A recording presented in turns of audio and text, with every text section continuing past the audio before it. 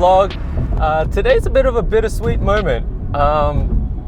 Yes, this is the one last drive I will have with my Audi RS3 Sedan.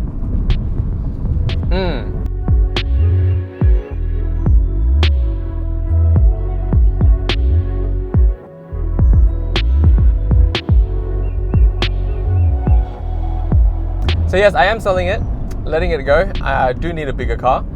I don't know, just want something new, want something fresher, I guess.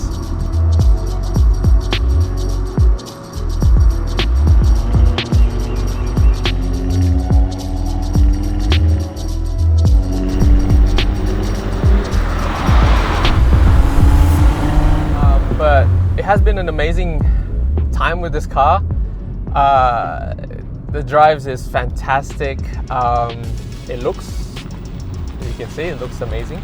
I really love how these arches go out and the little details from the front blades to the rear diffuser, the two big exhausts, the silver trims with the blue paint. I love this car, but it's time to let it go. I do want something fresher and I need something bigger.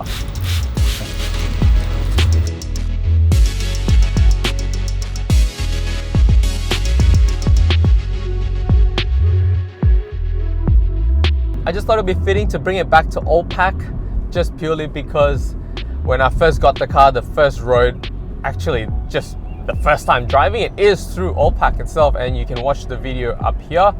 That was the first time I picked up my car. I think Old Pac and the RS3 kind of just fit so well together. Old Pac has so many varieties of bends, straights, long curvy bends, short tight bends. At the same time, the trees around it just echoes back this sweet 5-cylinder engine noise, and I think that's what I'm going to miss the most about this car, is that 5-cylinder engine noise.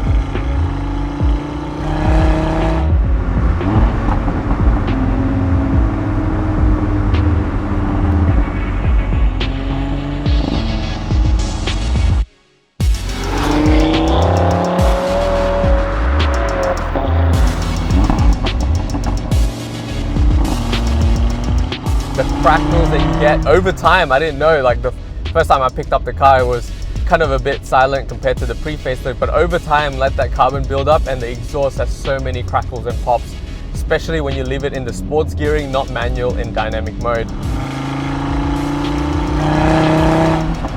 Character out of that note from the exhaust is second to none.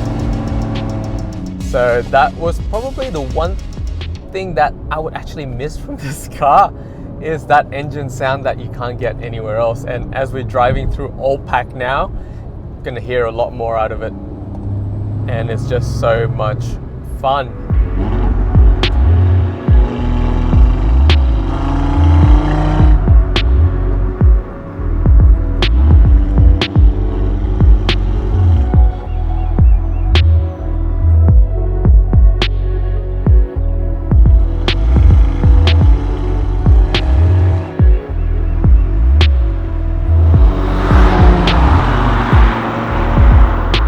Oh look, driving this car through these kind of roads, hearing the exhaust, it really does bring a big joy, a big smile in my face. The problem is that I don't drive enough of these roads every day.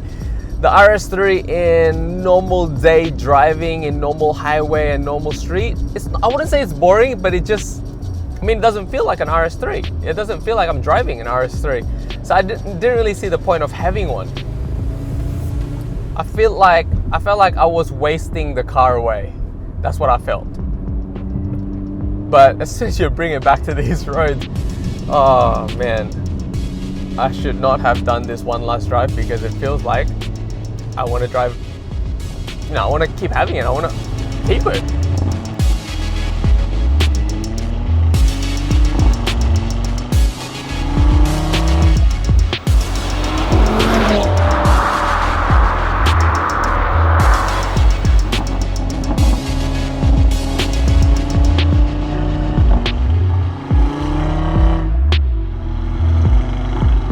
The car is really quick. That's the one thing I got from owning this. It's so quick. It's understatedly quick, even from reviews and paper. It's the feeling that you get from the car. And I guess that comes to another problem, is that as soon as I'm having fun, or as soon as I hear that engine sound to the right rev point, I'm close to having a suspension, and that's not what I want.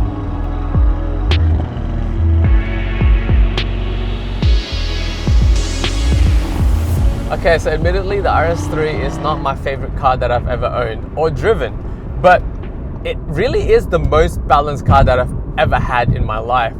It's fast, it's quick, good engine sound straight off the bat, no mods, nothing needed, and the steering, the handling of the car is phenomenal. You don't get the feeling of the steering, but that's just being a new car. But again, it's just the balance of the car, you know, the space that you get from it. At the same time, the miles per gallon or the liters per 100 kilometers, the fuel efficiency out of this car is surprisingly really well for the kind of performance that it gives you. And as practical as the car was, it was just really hard to kind of get stuff in and out of the boot from the sedan format itself. But I mean, it's just a really well balanced car. As we're arriving now to Gosford, it's been a really good day having this one last drive with my RS3. Sad to let it go, but also excited to what I'm gonna be getting, and I don't know, just something new, something fresher. But yeah, what a good day. What a good day.